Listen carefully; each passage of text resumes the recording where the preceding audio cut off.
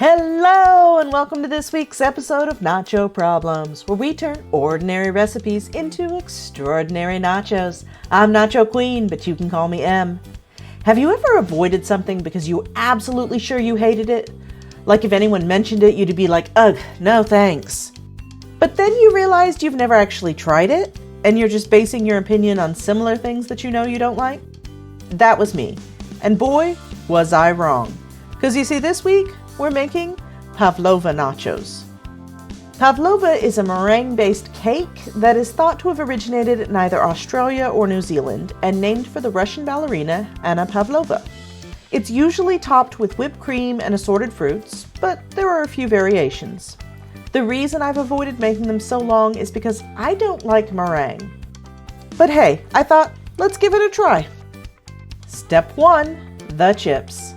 So for the chips, we'll be making mini versions of the meringue. And for that we need 4 egg whites, save the yolks for another recipe, 1 1/4 cups sugar, 2 teaspoons cornstarch or corn flour, 1 teaspoon white vinegar. We're going to start by separating out our egg whites. It's very important not to get any yolk in the bowl, as this can prevent them from whipping up properly.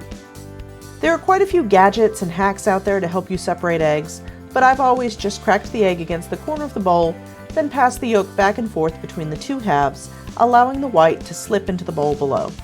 It works best for me. I have heard this is not ideal if you will not be cooking the whites, as you want them to have as little contact with the outside of the shell as possible. But that does not apply to our recipe here. Next, we're going to turn Stevie mix onto low and whip them for about 2 minutes until you start to see bubbles. Then increase the speed to about medium-high and whip for another few minutes until we get to soft peaks. For anyone not experienced with whipping egg whites, here's how you tell what stage you're at. Pull your whisk up and a little peak should form. If it immediately melts back into the rest, keep going. If it holds its shape but the very tip of it curls over, that's a soft peak, which is what we want here. If the tip stands straight up, that's stiff peaks, which some recipes do call for. Okay, now that we've got our soft peaks, we're going to start adding in the sugar a few spoonfuls at a time while we continue to whisk. Do not add it all at once, it will likely fail and then you'll have to start all over. If there is a way to resurrect a fallen meringue, I've never found it, but feel free to leave suggestions in the comments. Be sure to scrape the bowl to be sure you get all the sugar incorporated. Finally, just add in the cornstarch and vinegar and mix for another few minutes. Now, you can either spoon the meringue onto the parchment-lined baking sheet or pipe it. I'm going to pipe mine to make it a little neater. If you're new to the channel, you might not know that I like to place my piping bag in a large cup with the ends folded over to fill it. To me, it's easier and less messy. I say that and then I drop a huge dollop on the counter, but you know, it happens. I never said making nachos wasn't messy.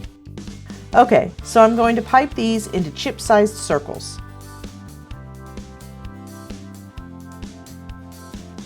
Before these go into the oven, I'm going to wet the tip of my finger in some water and then flatten down the point on each one to give us a nice smooth top. The water keeps the meringue from sticking to my finger. Now, we've preheated the oven to 300 degrees Fahrenheit or 150 C. But as soon as we put these in, we're going to drop the temperature to 250 Fahrenheit or 125 C and bake them for 1 hour and 15 minutes. Yes, it's a long time, but it's worth it. Try to avoid opening the oven door after placing the meringues in to bake. Once the time is up, turn the oven off, but leave the meringues inside to cool completely. This might take a few hours. But that's our chips. Let's move on to Step 2, the cheese. For our cheese, we'll be making a mango whipped cream, and for that we need some mango, some heavy whipping cream.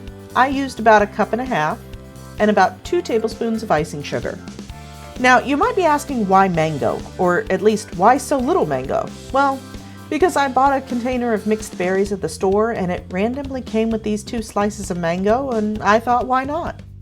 We'll start by chopping up the mango and adding it to Paul Simon here to blend it up as fine as possible. Then I'm just going to add a little of the heavy cream to it and continue mixing until we have a mango puree. In hindsight, I probably should have cooked it to soften it up first, but this will be fine. Now let's whip up the cream. Just pour in your heavy cream and start whipping. Remember, it always helps to chill your bowl first. I pop mine into the freezer for 5 to 10 minutes before starting.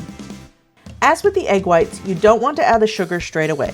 Wait until you get to the soft peak stage before adding. Also, do not add icing, aka powdered sugar, to the mixer while it's running.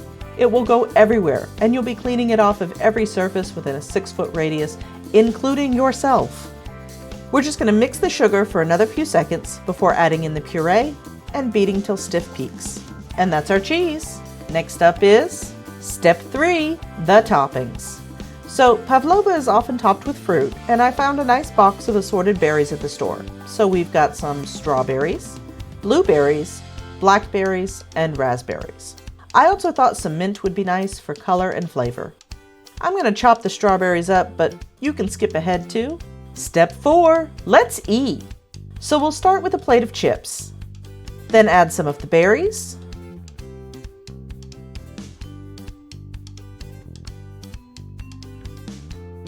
Dollop on some of our whipped cream.